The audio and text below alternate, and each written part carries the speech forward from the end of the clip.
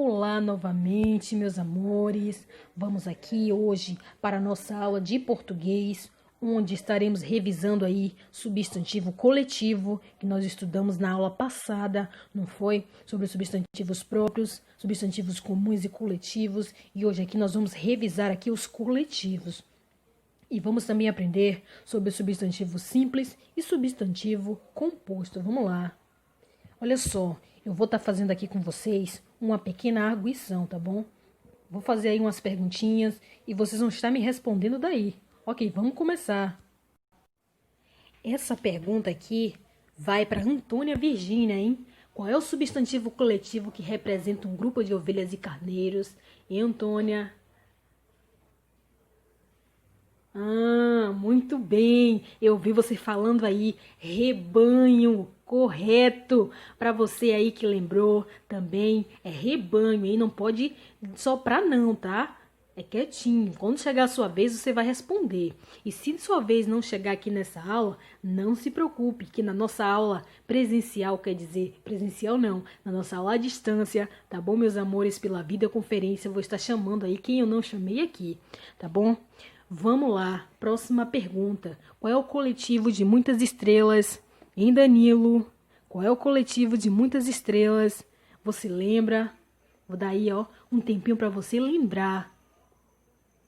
3, 2, 1. Lembrou, não foi? Isso mesmo, constelação. Então aí, quando a gente tem várias estrelas, a gente tem uma constelação. Vamos lá, próxima pergunta, hein? Essa próxima pergunta vai para Cauã. Cauã, qual é o coletivo de várias abelhas, moscas ou vespas juntas, hein? Eu tô lá numa fazenda, eu olho pro alto e vejo muitas abelhas juntas. Eu vou denominar aquelas abelhas de quê?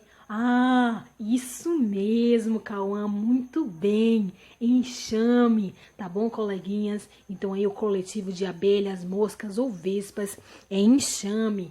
Agora vamos para a próxima pergunta. Pietro, o coletivo de muitas fotos juntas, você lembra, Pietro? É o quê? Vamos lembrar aí. O tempo tá passando. Lembrando. 3, 2, que menino rápido, isso mesmo. Álbum. Então, um coletivo aí de várias fotos, você tem muitas fotos juntas, você tem um álbum. Vamos lá. Próxima perguntinha.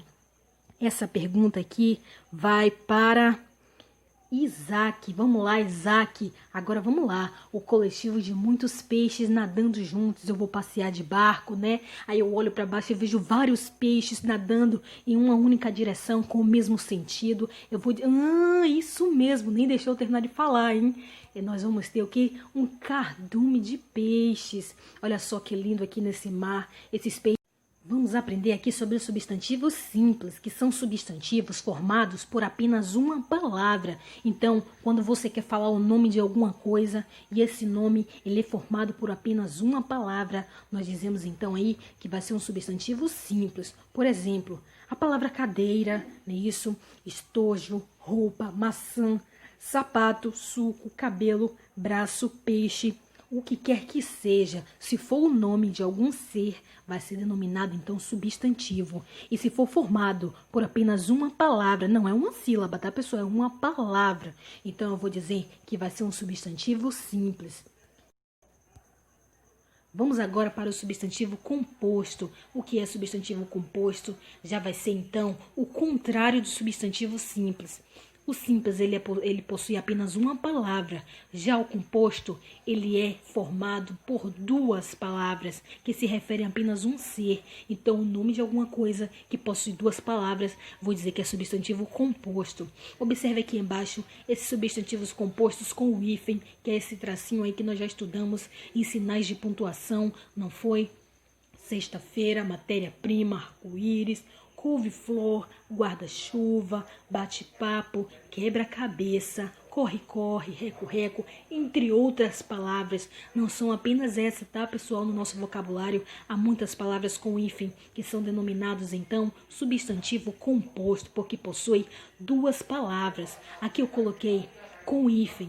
Vamos aqui prestar também atenção o porquê ele recebe o hífen em algumas situações, não é isso? O hífen ele é empregado no substantivo composto quando ele possui elementos de ligação, quando eu quero juntar duas coisas para me referir a apenas uma. Beija-flor é aquele pássaro, não é isso? Que ele beija a flor. Então, guarda-chuva, aquele objeto, ele vai me guardar da chuva, entre outras coisas. Então, eu faço ligação de outras palavras para me resumir apenas uma. E também recebe o hífen quando os termos do prefixo, o prefixo é aquele pedacinho que vem antes da nossa palavra. É ex, vice, por exemplo, ex-marido, ex-mulher, vice-diretor, né? Isso entre outras ocasiões. E quando os prefixos são terminados em R, super, homem, super, girl, não é isso? Então, quando nós vamos falar ali duas palavras relacionadas a apenas um substantivo, e o primeiro, ele é terminado em R, então ele recebe ali entre aquelas duas palavras o hífen. E também, quando as palavras terminam com a mesma vogal, terminam e se iniciam com a mesma vogal. Por exemplo, a palavra micro termina com O e a palavra ondas também termina com O. Então, eu não posso juntar as duas vogais juntas. Então, o que eu vou fazer de acordo com a nossa ortografia? Eu vou colocar um hífen entre as duas palavras. Anti-inflamatório, micro, ônibus, contra, ataque, não é isso? E também quando o prefixo ele é pré, pró e pós, como pré-vestibular, pró-europeu, pós-graduação. E também nessa questão aqui, que é quando as palavras, a segunda, ela começa com a letra H, como anti-higiênico, sobre-humano. Então, meus amores, essas aqui são as questões pela qual o substantivo composto ele recebe o hífen. Agora vamos aqui entender outra coisinha bastante importante. Há substantivos compostos que também não possuem hífen. São duas palavras ou mais que se juntam apenas uma. Por exemplo, quando eu falo a palavra girassol, girassol é um substantivo composto. Você vê apenas uma palavra, porém, ela foi abreviada, ela foi formada por duas palavras, que é gira e sol. Planalto vem de quê? De plano mais alto. Aguardente, de água mais ardente. Embora quer dizer em boa hora. Então aqui foi formado por três palavras que se uniram. Isso aí nós chamamos de aglutinação. É quando o substantivo composto ele é formado por palavras e ele acaba sendo abreviado, como passatempo, que aí é o passa mais o tempo, pontapé, que é o ponta mais o pé, fidalgo, que quer dizer filho de algo, não é isso? Então, é possível que os substantivos compostos, eles sejam apenas uma palavra, porém, eles são formados por duas ou mais. É diferente do substantivo simples, que só tem aquela palavra mesmo, tá, meus amores? Então, essa aqui foi a nossa aula de português. Espero que vocês tenham entendido. Caso vocês não tenham aprendido, podem me chamar no PV, tá bom, meus amores? Vamos aproveitar aqui esse rápido intervalo entre as nossas aulas, porque eu vou dar aqui um recadinho importante para você, tá bom? Então, quando você for tossir ou quando você for espirrar, você vai usar aí o quê? O braço como proteção, tá bom? Cobrindo a boca e o nariz. Então, meus amores, esse foi o meu recadinho de hoje, tá bom? Vamos dar procedimento aqui então, continuando aqui os nossos estudos, tá? Beijos! Olá, alunos! Na nossa aula passada de matemática, nós aprendemos um assunto novo, que foi expressões numéricas com adição e subtração. Hoje nós vamos dar aquela revisada para completar aí o nosso aprendizado. Então eu tenho aqui a seguinte expressão. Olha só, eu tenho que obedecer aquela ordem que nós aprendemos na aula passada, hein? Em primeiro lugar, dentro dos parênteses, eu preciso eliminar ali os meus parênteses. Em segundo lugar, os colchetes e em terceiro, as chaves. Quem está do lado de fora, o que eu vou fazer? Eu vou repetir. Então, vamos lá. Eu tenho aqui 186, eu vou repetir. Continuo aqui fazendo a minha expressão até chegar nos meus parênteses, que é onde eu vou resolver. Então, vamos lá. Eu tenho aqui 23 que tira 12. Vai ser 11. Eu não preciso mais colocar os parênteses, porque quem lembra, porque só tem apenas um número. Então vamos aqui fechar o nosso colchete e a nossa chave. Repetindo quem está do lado de fora, olha só, 186. Vamos lá, os sinais, a chave, repetindo 60, porque eu vou resolver agora quem está dentro dos meus colchetes. Eu tenho 17 mais 11, que vai ser igual a 28. Vamos lá. Então, vou ter aqui o seguinte resultado. 60 mais 28. Repetindo novamente aqui o 186. Olha só, prestando bastante atenção. E eu tenho aqui, quanto é que vai dar essa continha? 60 mais 28. vai ser igual a 88, tá bom? Então agora eu já posso aqui obter o resultado da minha expressão. Eu vou armar aqui do ladinho bem pequenininho a minha continha. Eu tenho 186 que tira 88, que foi o resultado que eu consegui aqui, eliminando primeiro os meus parênteses, depois os meus colchetes, e depois aqui eu vou eliminar as minhas chaves. Vou colocar aqui 88, lembrando da regrinha da subtração. Eu tenho 8 para chegar em 6? Não, 8 para chegar em 16, que vai ser igual a 8. Aqui é 8 com mais 1 que eu devolvi, vai virar 9. 9 para chegar a 8 não pode, é 9 para chegar em 18, que vai ser igual a 9. E aqui a bolinha do emprestado, 1 para chegar em 1, nada. Então o resultado dessa minha expressão foi igual a 98. Viu aí como é fácil, meus amores? Vamos continuar então, hein?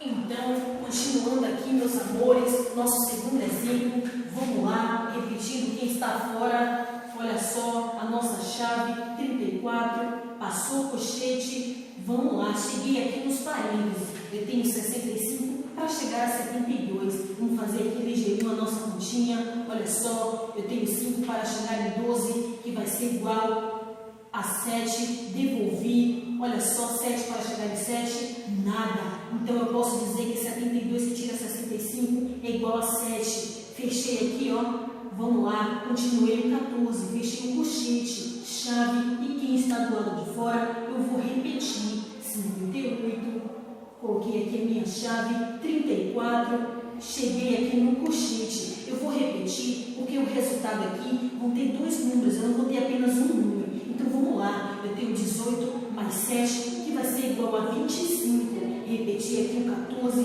porque eu vou resolver ele aqui logo abaixo. O 46 que está fora, deixa ele guardadinho aqui, hein? No final nós vamos resolver. Repetindo aqui o 58, a nossa chave, 34.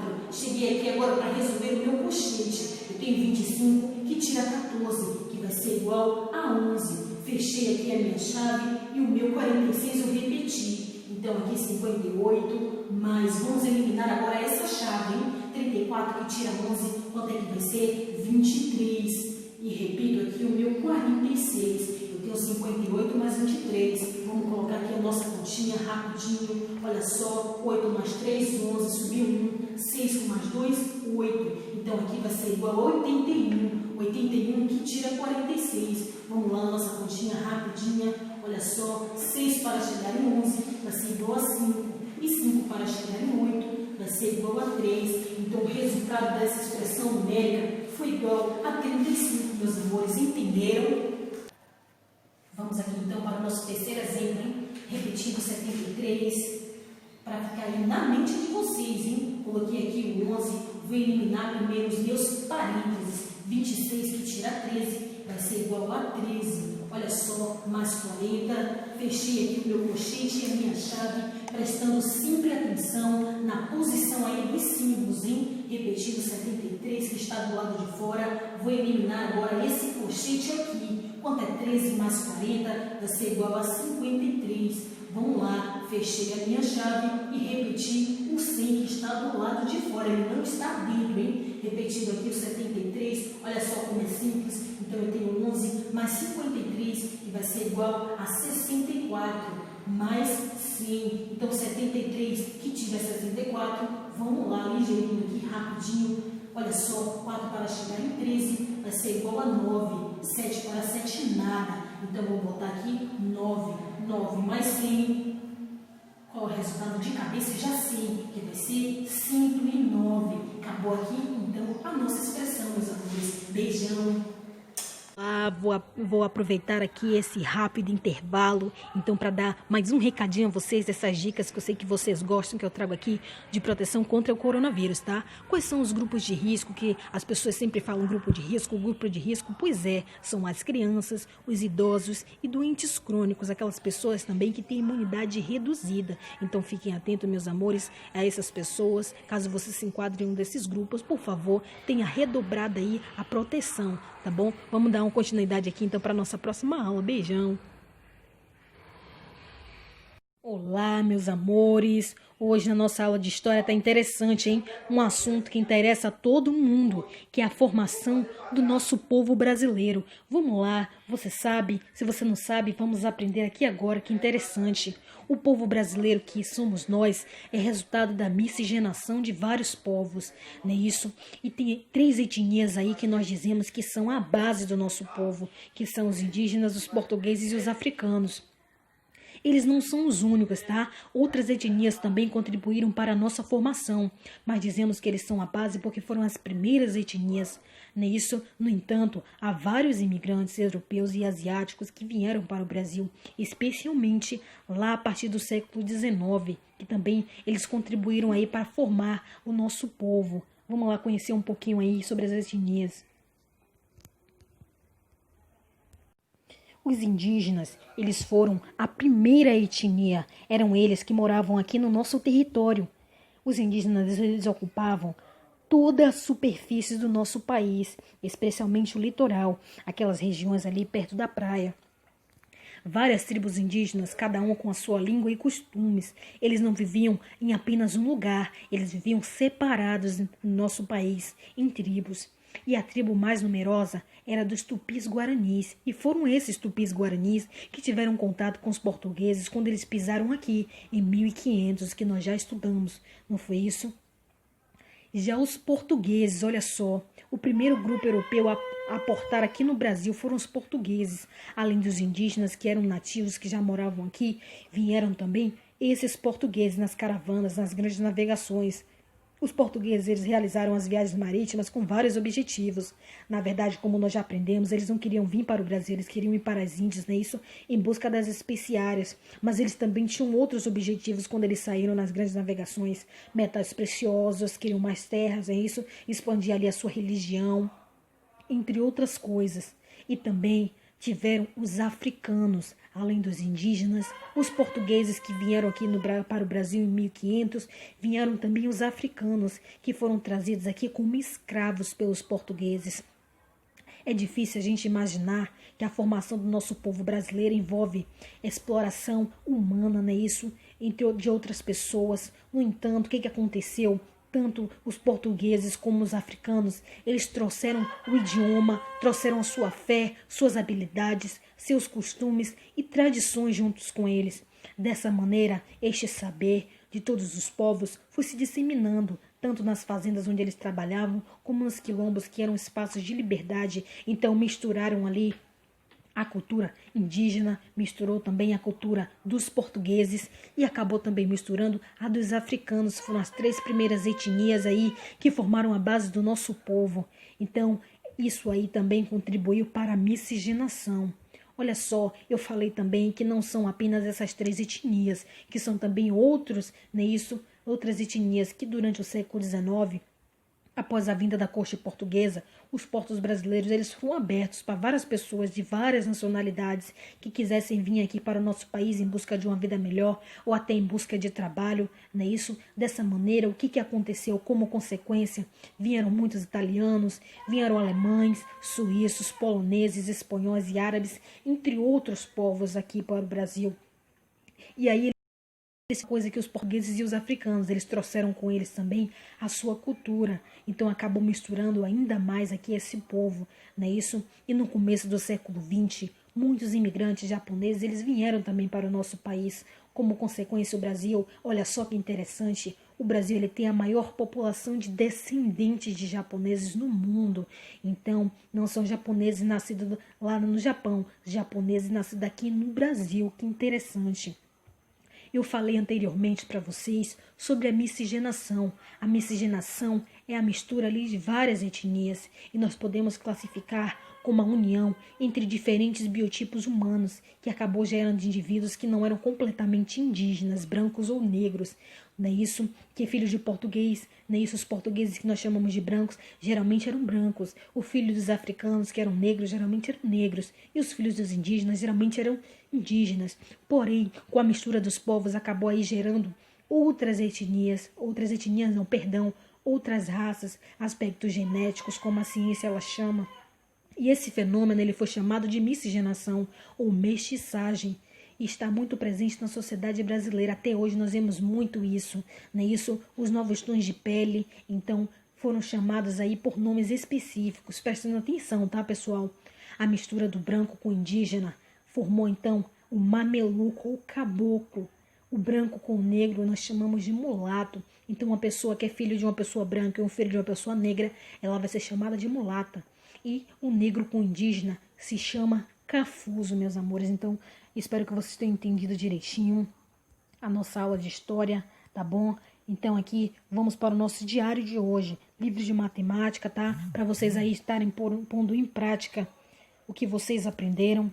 Vamos lá, livro de matemática, página 75, livro de história, página 42, livro de português, página 107 e atividade de português no caderno. Beijão, meus amores, estou morrendo de saudade de vocês, tá bom? Nós teremos aí a nossa videoconferência. Beijão.